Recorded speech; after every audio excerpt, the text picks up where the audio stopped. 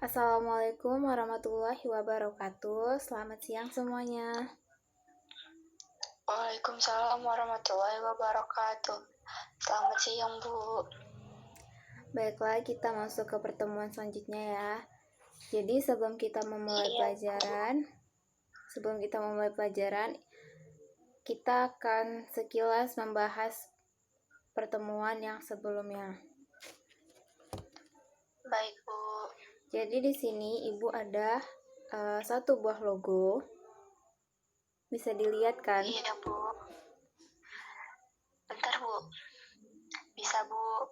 Nah, jadi dari logo ini, mana yang menciri khaskan dari prinsip dasar desainnya? Ada yang tahu?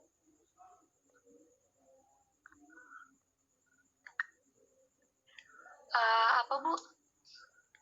Dari logo ini, mana yang mencirikan khas prinsip dasar desainnya?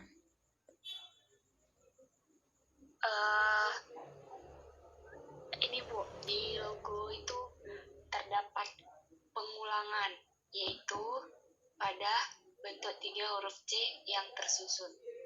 Ya, benar ya. Jadi dari logo ini tuh merupakan huruf C, yaitu ada 3. Kemudian dari logo ini tuh memiliki lingkaran yang sempurna. Jadi di sininya tuh dia ada lingkaran sempurnanya. Kemudian kalau kita lihat dari prinsip dasar desain kan ada keseimbangan. Menurut kalian yang mana keseimbangan dari logo ini?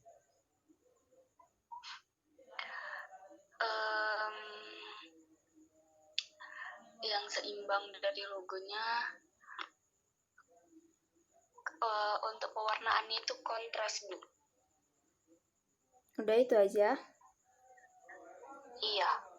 Ya, benar ya. Jadi dari keseimbangan prinsip dasar desainnya ini memiliki warna yang kontras, mulai dari biru yang gelap, kemudian ke biru yang terang. Nah, kemudian dia juga memiliki skala yang sama dan dia tuh simetris, jadi tidak asimetris gitu. Dapat dipahami? Iya, Bu. Kemudian kita masuk ke materi selanjutnya, itu tentang desain brief. Bisa dibuka buku kalian semua? Bisa, Bu. Bentar ya, Bu. Oke. Halaman berapa, Bu? Halaman 20 tentang desain brief. Udah, Bu. Oke, Ibu akan jelaskan sedikit ya tentang desain brief ini.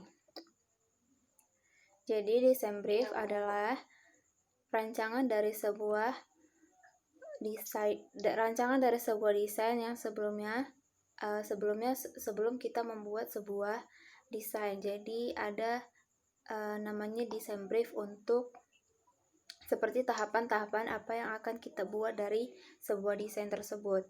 Kemudian dari desain brief ini mencakup 2 informasi dasar. Yang pertama, deskripsi pekerjaan, yang kedua adalah project management. Yang pertama adalah deskripsi pekerjaan. Cakupan proyek, deskripsi pekerjaan ini adalah cakupan proyek, informasi tentang klien dan produk atau event, hasil desain yang dibutuhkan. Kemudian ada project management, yaitu deliverable atau desain final yang diinginkan klien, timeline, waktu pengerjaan, dan budget. Jadi, desain brief yang baik itu yang bisa membuat kita siap menjalankan proyek. Istilahnya itu seperti resep makanan. Jika kita mengikuti resep-resepnya, pastinya kita akan menghasilkan makanan yang sesuai keinginan kita. Nah, kemudian dari desain brief ini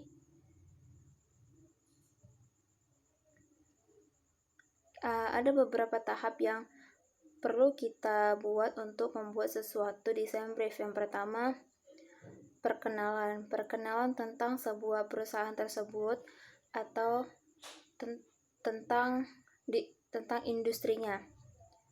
Kemudian ada melengkapi brief. Melengkapi brief ini itu salah satunya ada teknis pekerjaannya, tenggat waktunya kapan, kemudian anggaran atau budget yang diberikan oleh klien. Yang ketiga itu paham tentang brand atau produknya. Jadi kita harus tahu produk apa yang akan dibuat, dari brand mana, dan ciri khas brand itu seperti apa. Jadi kita bisa menerapkannya ke dalam desain kita yang akan kita buat. Nah, mungkin sampai situ ada yang ingin ditanyakan? Nggak ada, Bu. Oke, Ibu akan beri latihan. Jadi latihannya itu buat 3 kelompok. Jadi dari setiap kelompok itu membuat rancangan desain brief. Nah, desain briefnya itu terserah mau bagaimana, mau dari industri apa, mau produknya seperti apa, itu terserah.